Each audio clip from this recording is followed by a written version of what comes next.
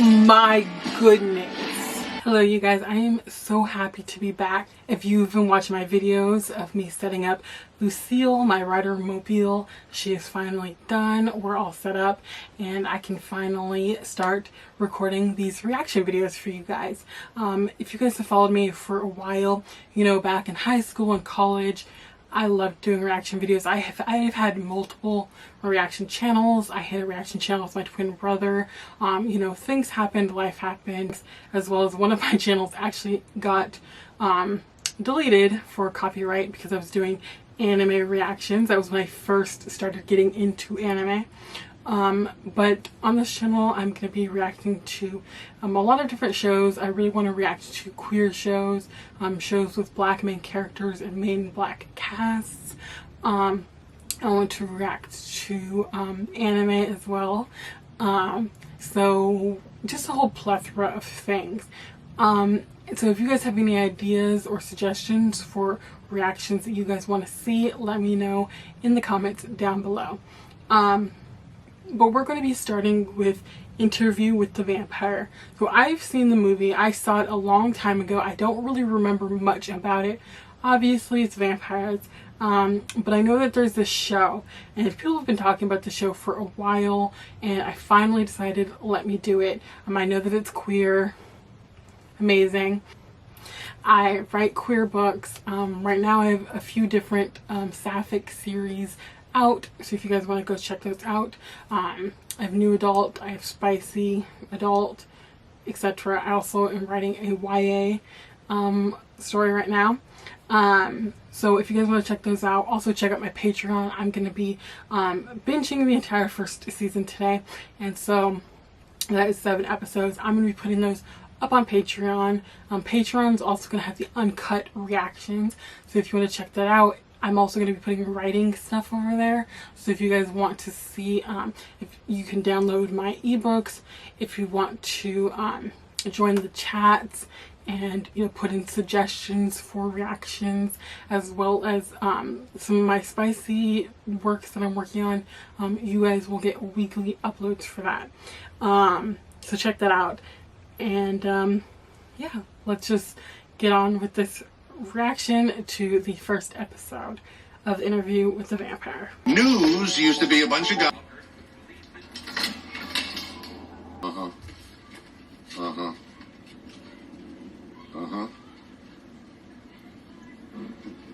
I gotta call you back.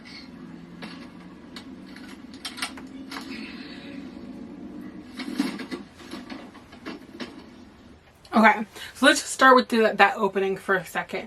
So first we opened, you know, he's doing like an interview style thing, and for a second you think it's a real interview, because it's like, this doesn't feel like film, like this feels like just a straight up interview, and then it cuts and then it like enters like the show. So I thought that was very interesting, and I love the direction here. I love how, you know, he's sitting here on the phone and he says something about like some kind of illness or virus. I don't know if that's something that's going to be important, but I feel like it might. I feel like, you know, they wouldn't have focused on that if it wasn't. But also while he was talking, it was focusing in on this package. So it's like, it wants you to focus on this package. This package is going to be something important. And, you know, he opens it up and there's, you know, instead of it's like from Louis or something, which I think is the name of one of the vampires, if I remember correctly. And you see a set of tapes, and it kind of reminds me of 13 Reasons Why, you know, the tapes. And I'm guessing those tapes are going to be the interview with the vampire. I don't know. Again, I don't know how close this is to the movie. It's been a long time since I've seen the movie. But yeah, there's these tapes, and I'm guessing these tapes are going to be very important to the plot of this show. I feel like this is like the big moment. We'll see, but I think this is going to be a change, setting up a change in this character's life, this interviewer's.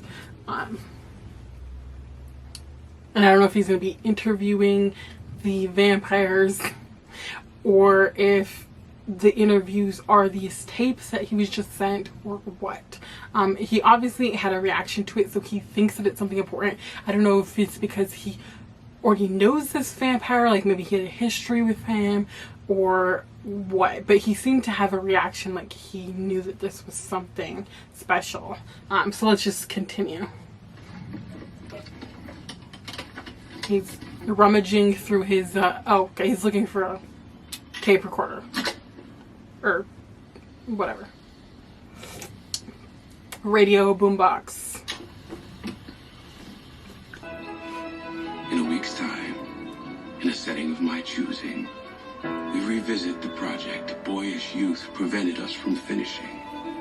49. Okay, let me stop real quick. So one, this shot is beautiful. This shot of this city, gorgeous. Okay, I just have to talk about how perfect that is. I like how it's like fading into this character's face. I just paused on that. So from what I can hear, so he sent these tapes talking to this interviewer. So apparently they do have a history. I guess they attempted to do interviews in the past when the interviewer was younger, and for some reason it did not work out. Pride, whatever, life, it didn't work out. So he's like, okay, let's attempt to do these interviews again. I'm interested in why, for one.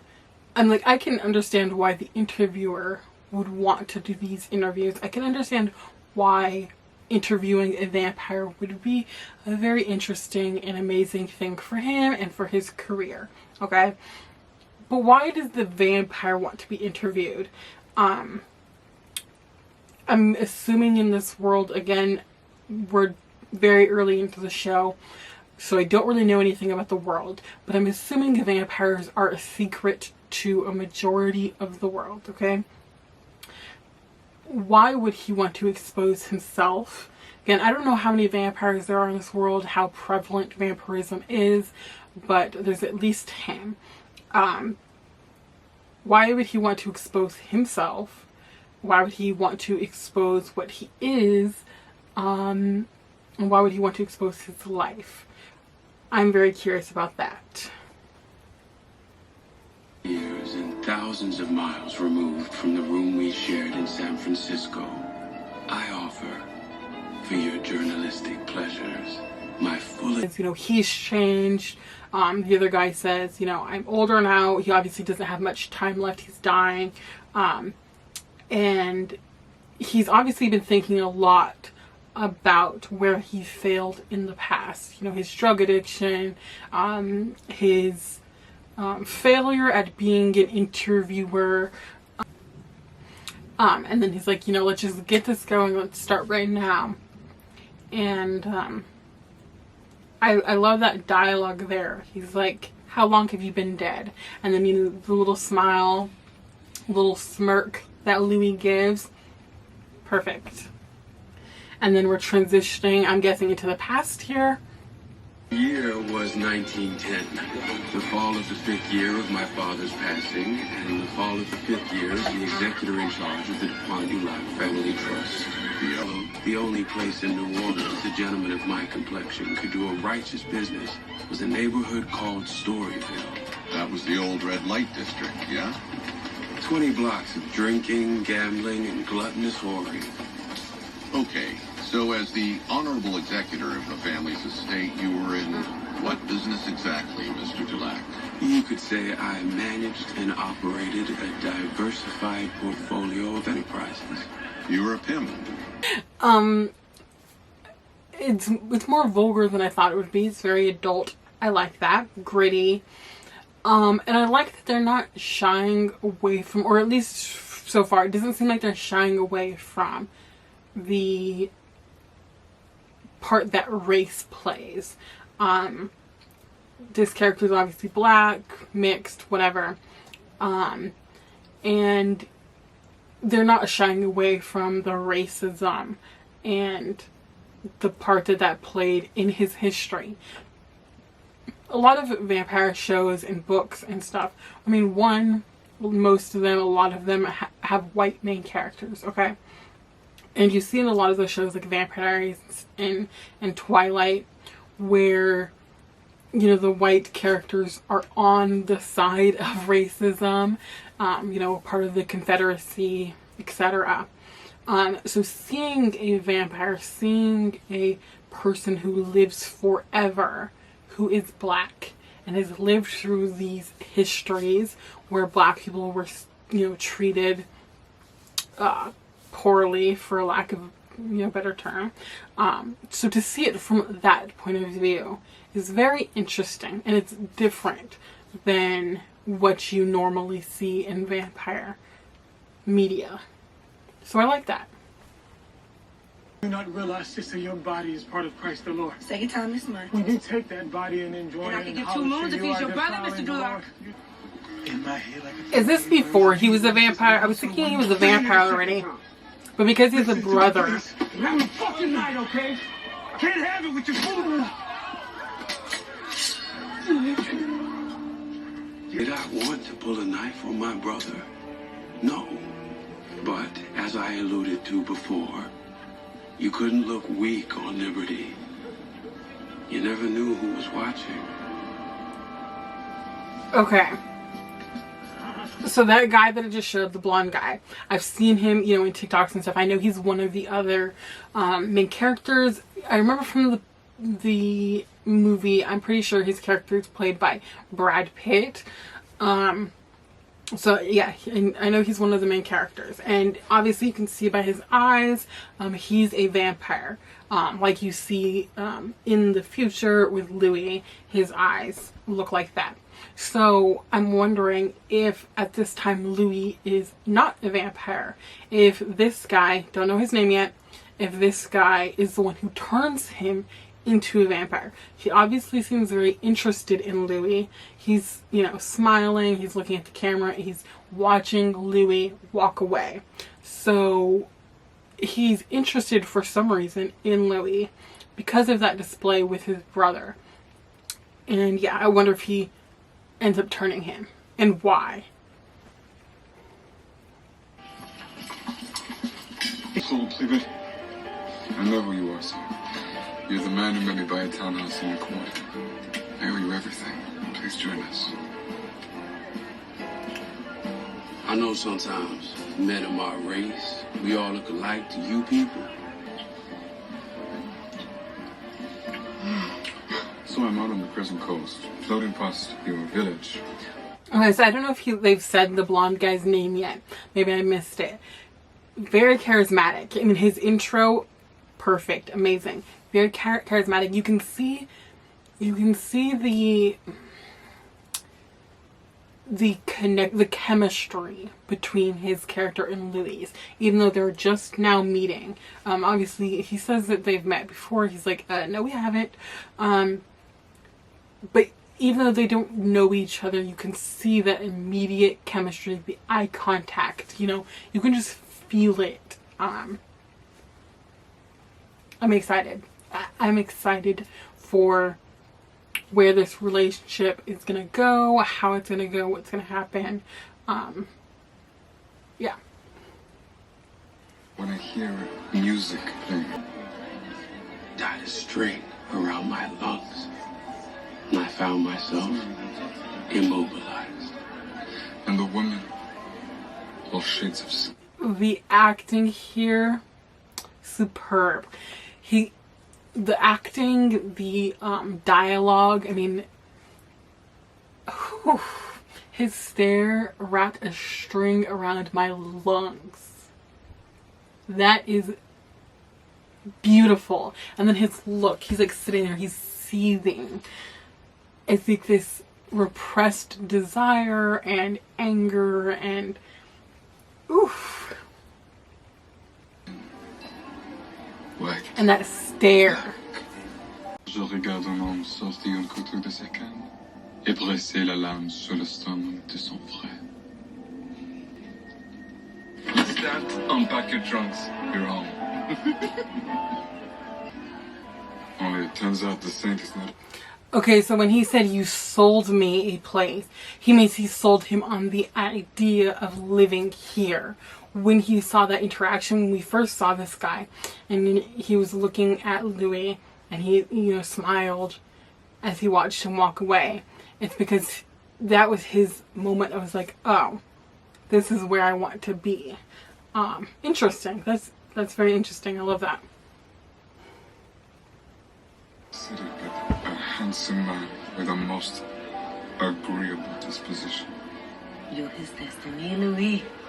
Okay, I have to say another thing. One, this guy has such flirty eyes. The way he keeps looking Louis up and down. If I was Louis, I would have folded already. And then, like, the way he, like, the seductive, like, sensual way that he talks. Ooh. With that accent, oh my goodness. And that girl was like, you're his destiny. I have a feeling, like, from what little I know of the show, and like the movie and stuff, I have a feeling that that destiny is going to be both amazing and awful. And I can't wait.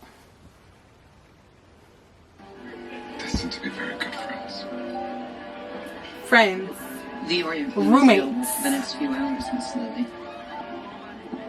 Emasculation and admiration in equal measure. I wanted to murder the man. And I wanted to be the man. He kind of reminds me of, I had come there for Lily. he kind of reminds me, from the originals.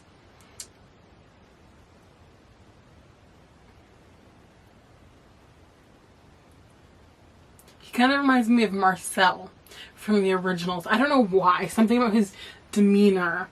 You know, when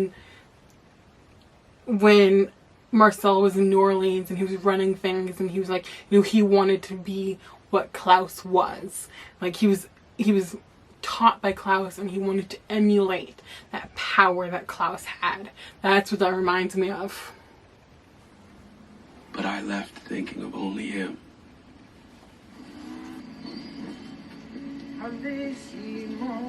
Is that how they turned off lights? A little stick. I have a feeling this guy's about to get eaten. This reminds me of the scene in Twilight. When that group of three were like hunting people.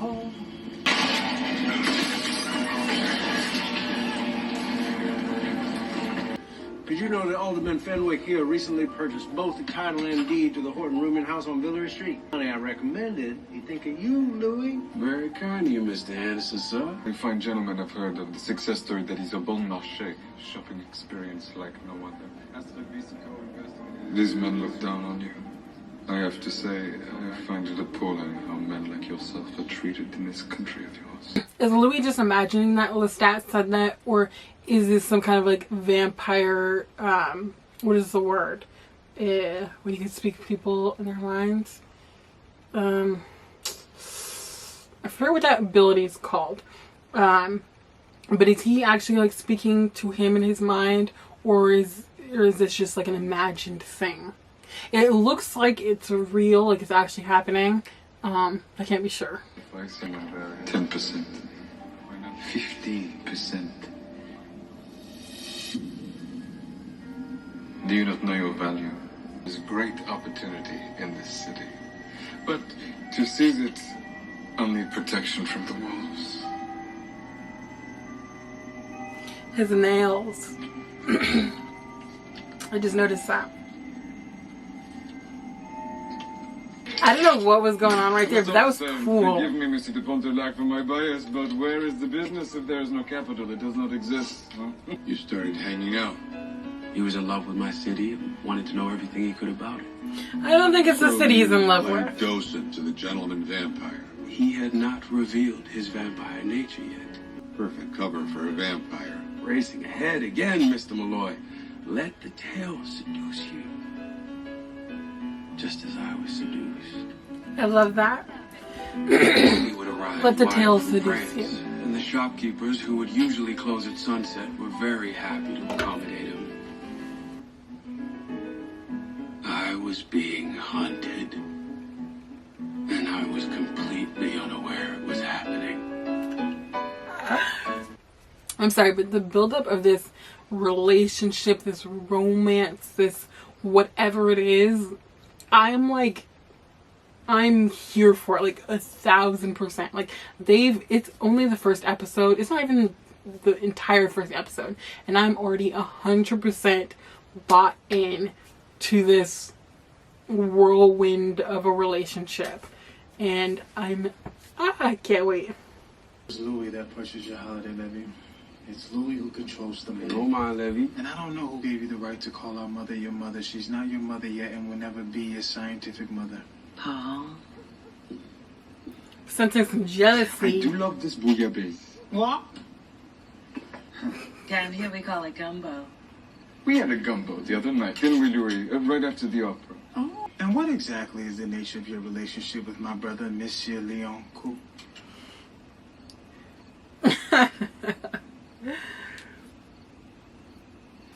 Louis? That's all right, Louis, madame. The birds speak for him.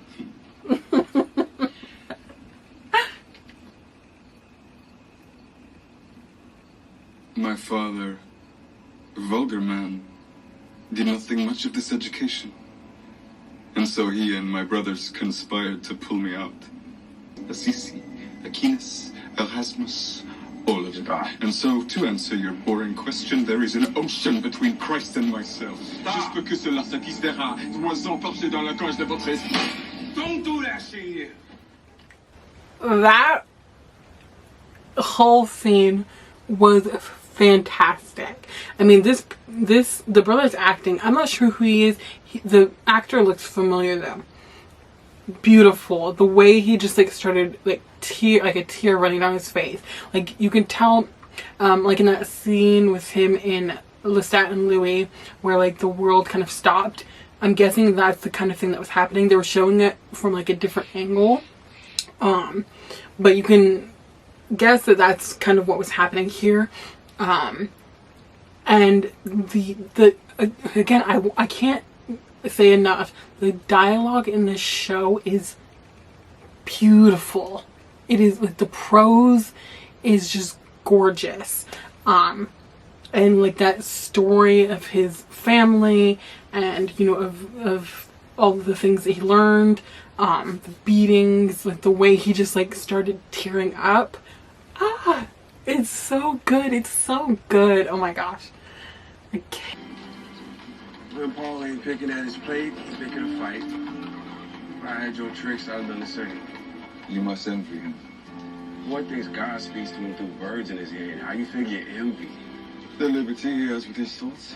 However misshapen they may be, your brother has no shame in sharing them. You saying I got shade? The lie you told about leaving the opera house early. You were near weeping when the curtain fell. Hey, we're quite at home here. Shall we have a nightcap? I'm sure you did. It's Louis. I bought you a gift. What kind of a man wastes his waste with words? A beautiful man. At home, even the planets and stars are blindfolded. That's your thing then? You like to watch? I've been watching you for some time now, Louis. From river to lake, lake back to river. Looking for my companion heart. How you do that? Such a pretty head. Stop. Stop. Guess I wasn't far off when I said challengers.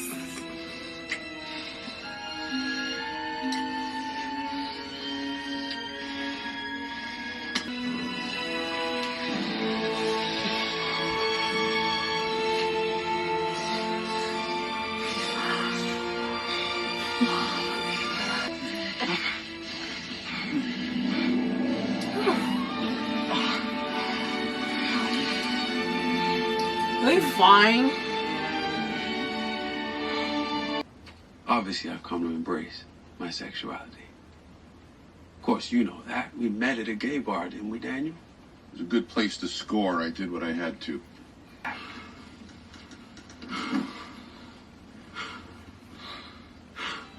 He had taken what he called un petit coup, the little drink.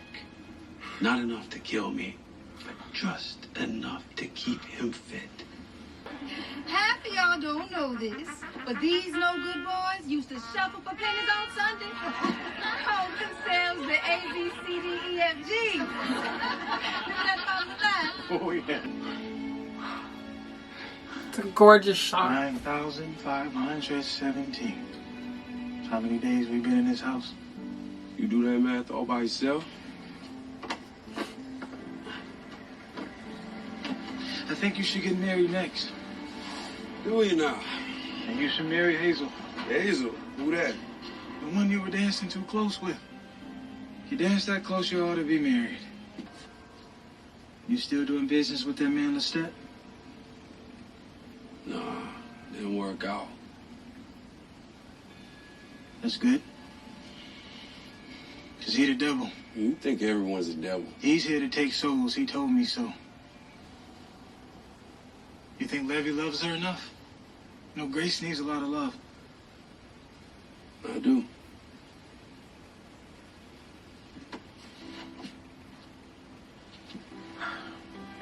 Mother made a good party for Grace. Yeah. I love you, Louis. I love you too, baby brother. Paul.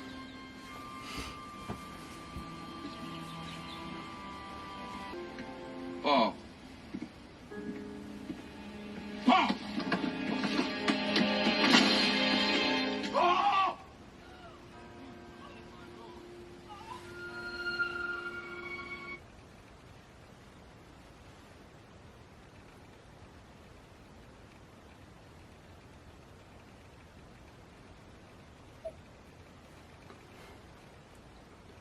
What the heck just happened?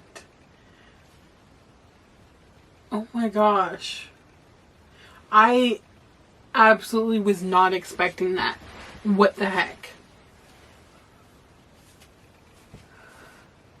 Now I'm wondering, was it the alcohol? Was it the voices? Like, was it on purpose? Like, what? What just happened? I was just thinking, like, I love the humanity in this scene. Not just in this scene, but in Louis' scenes with his family. Because obviously he's a vampire now. And, you know, there's all these ideas, you know, when you dissect, you know, vampire media about what it means to be a vampire, what it means to be immortal, and, you know, what that means about the soul, and about morality, and about humanity. And I love those scenes with the family for that very reason. Because this is, you know, his pre-vampire existence. And then this happens. And now I'm wondering how that's going to shape Louis' relationship with his life and his humanity, losing his brother, what he was saying about Lestat and Lestat being the devil. Was this some kind of mind manipulation by Lestat somehow? Like, I don't know. I'm just like, what? Okay, let's keep going. That was the last sunrise I ever saw. Wow. Perhaps the kindest thing the dark gift has given. You must have said something to him, Louis. You must have said something to him to make him do that to himself. Paul slipped and fell, Florence. I don't think this is something you want to pursue. He was a fragile boy. You always had to have the last word, didn't you, Louis? You always had to take him down a peg. No more. She's sitting here blaming him. Why was you even up there? Watching the sun come up, Mama. You don't get past the gates if and you kill yourself. Don't you know that? Paul gone down the other way. Paul's in hell because of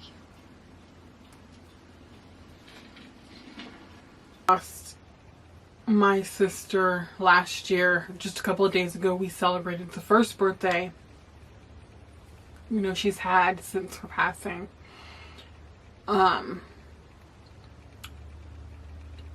It's weird. I mean, it's very weird. I have no other way to describe it.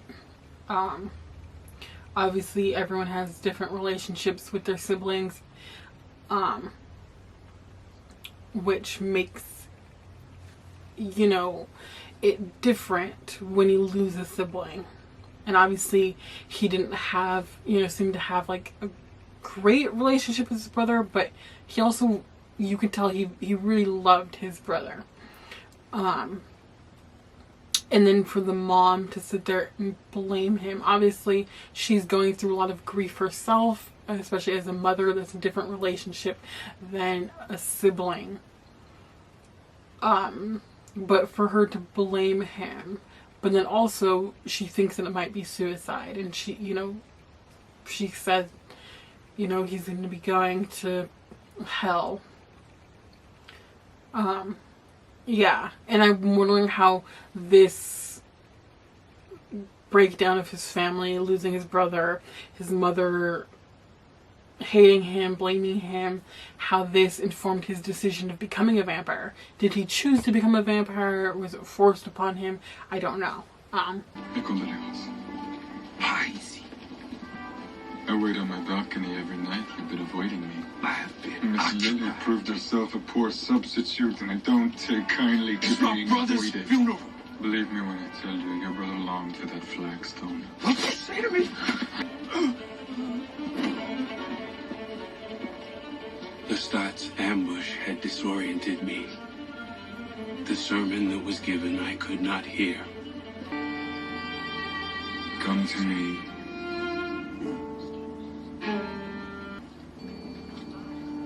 Walk you home, Mama? No, thank you. Levy, do you mind? She was perfectly fine with taking Louis' money and the raise in status and the home, and then the moment anything happens, she turns on him. She won't even let him walk her home. Like, I get grief, but like, this is still your child. This is your living child who's still here.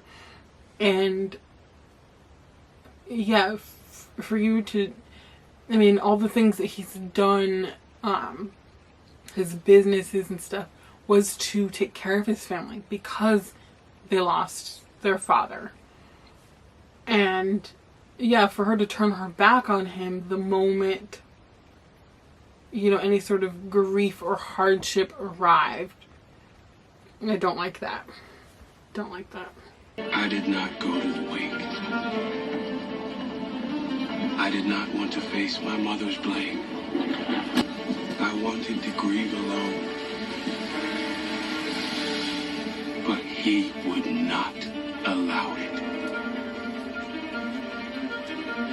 Come to me, Louis. Come to me.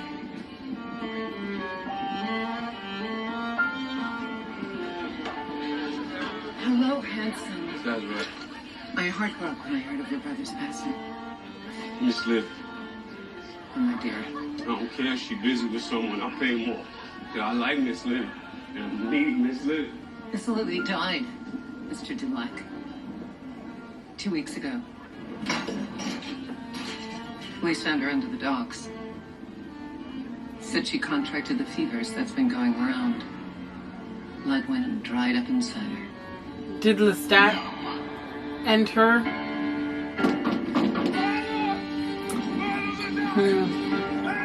I'm a drunk, Lord. I'm a liar. I'm a thief, Lord. I profit off the miseries of other men and I do it easy. Drugs, liquor, women. I lure them in and grab what they got, Lord. I take daughters with no homes and I put them out on the street, Lord. And I lie to myself saying I'm giving them roof and food and dollar bills in their pocket. But I look in the mirror, I know what I am. The big man in the big house, stuffing cotton in my ears so I can't hear them cry. And Lord, I drag my family into this mess with me. Run the bad beds. I lay down with a man. I lay down with the devil, and he has roots in me.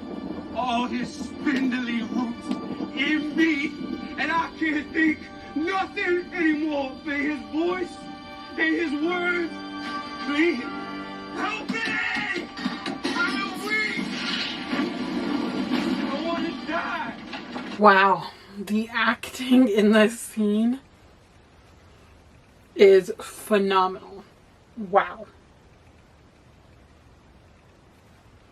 I mean, the acting, the directing, everything in this scene is perfect. Oh my gosh. The emotion in his voice, again, the dialogue is perfect. Oh my goodness. I mean, the full circle, I mean, earlier with his brother, you know, we see his brother was in the confession booth, I don't remember what it's called. And, you know, the priest was talking about how, you know, he hadn't seen Louis there for a while.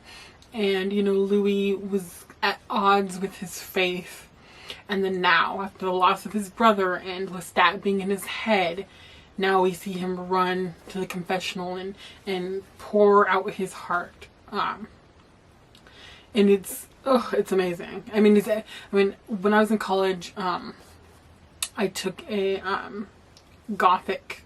It was a Gothic and something class. I don't remember exactly. And, you know, we read a lot of vampire stories and Frankenstein and Edgar Allan Poe, all that stuff. So I really love the genre. I really love, you know, the Gothic and the vampires and just all of that stuff. It's amazing. I mean, I love the modern day vampires. Obviously, I love it. But I love this is like really the old school, like the heart of like old vampire like stories, you know, the seduction and the immorality or the questions of morality and just all of that. I love it. I love the kind of questions about humanity that this genre really brings up, and I just think that they're doing it perfectly. They're doing it wonderfully. And this is just one episode and it feels like an entire movie. So I'm super excited to see where the entire season's gonna go, because I know that him and Lestat are gonna be involved. I know that he's gonna become a vampire, but obviously here we see the things that Lestat is doing, and it's very immoral. But again, he's a vampire, so what morality means to a vampire is very different what it means to a human. And I wonder how that's going to play out in their future relationship. Interesting, very interesting. And he killed the priest. And he's burning the church. Wow.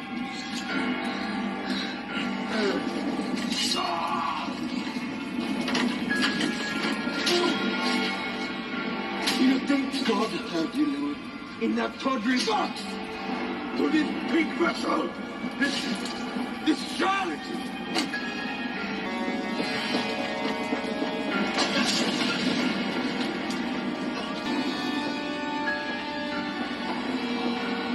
It's like the scene with Sasuke.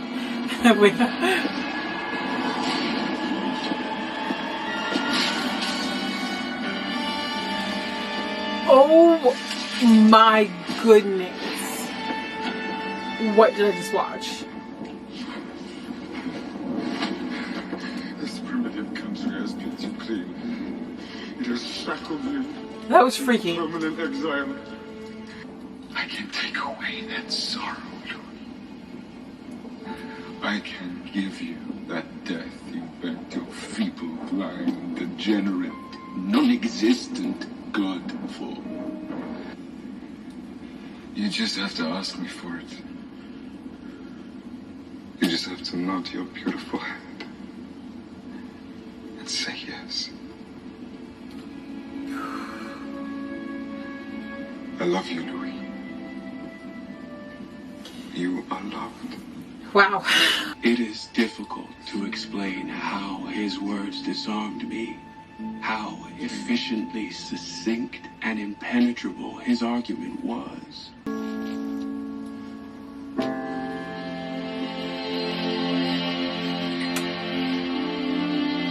It's crazy to say that that was beautiful. He drained me to the very threshold of death. Terrifyingly, insanely beautiful.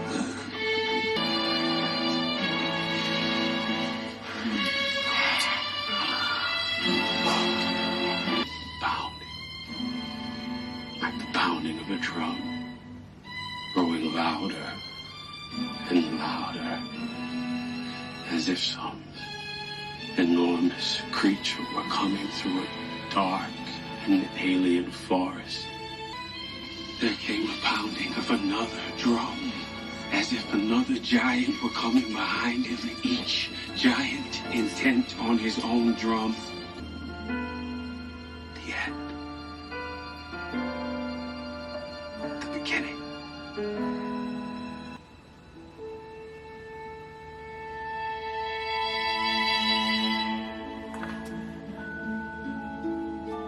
Oh my goodness. He said the end, the beginning. And then that tear of blood. That actually was probably one of the most perfect opening episodes that I've ever watched. I mean, I don't even know what to say at this point. I mean, that I don't even know where they can go from here. I mean, that episode was so perfect. I mean, the life of a human becoming a vampire and that battle with morality. I mean, both as a human with, his, living in the time he did, being a black man, being a queer man who was repressing his identity both because of society and because of, his battle with religion and his family, and just seeing the way he was able to be seduced by Louis into this world that is both immoral but honest. Like Louis said, you're living this such a fake life, and I can give you this